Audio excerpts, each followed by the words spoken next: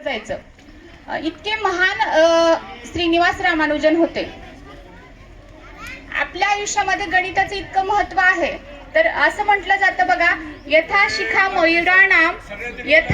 मयूराणाम नागानाम मनयो यथा, यथा शिखा मयूराणाम नागानाम मनयो यथा, तथा सर्व शास्त्राणाम गणितम मूर्धनी स्थित, तथा सर्व शास्त्राणाम गणितम मूर्धनी स्थित। म्हणजे काय तर ज्याप्रमाणे मयूर म्हणजे मोराचा तुरा जसा वर असतो आणि नागाचा नागमणी जसा आपल्या डोक्यावरती असतो असं म्हटलं जातं, त्याप्रमाणे सर्व शास्त्रामध्ये गणित हे सर्व शास्त्रामध्ये उच्च स्थानावर आहे। आणि असं म्हटलं जातं की बाबा म्हणजे गणितामध्ये जर जो विद्यार्थी हुशार असेल तो सर्व विषयामध्ये हुशार असतो। अगदी बघा, जसं आपल्या शरीरामध्ये हृदय हे खूप महत्त्वाचं असतं,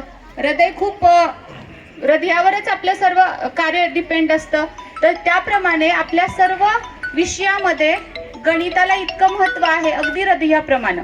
बघा, गणिताचा आपल्या आयुष्यामध्ये अनन्यसाधारण महत्त्व आहे। परंतु आपण गणित दिवस हा एका महान जादूगाराच्या जन्मदिना दिवशी साजरा करतो। हे कोण होते तर श्रीनिवास रामानुजन हे एक थोर गणित तज्ञ होते आणि त्यांचा जन्म तामिळनाडू येथील तंजावर जिल्ह्यामध्ये एरोड या गावी झाला। 22 डिसेंबर 1887 साली त्यांचा जन्म एका गरीब ब्राह्मण कुटुंबामध्ये झाला आणि त्यांचे वडील हे कपड्याच्या दुकानावर क्लार्क होते।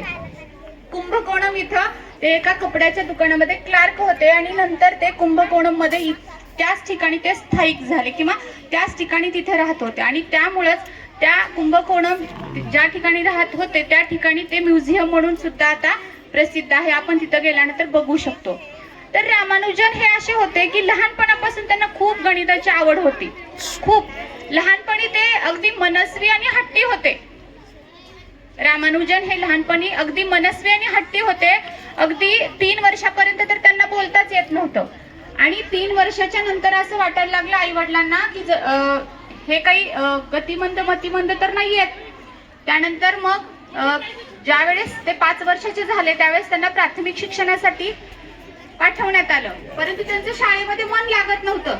त्यांना फक्त गणित विषय आवडायचा, सतत ते गणित विषयाचा अभ्यास करायचे, सतत गणिताविषयीच ते सतत विचार करायचे।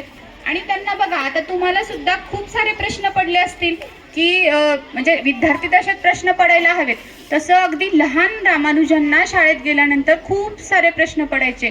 जसं की म्हणजे पृथ्वी तलावरचा पहिला माणूस कोण असेल, आपल्या पृथ्वीचा आणि ह्या सूर्याचा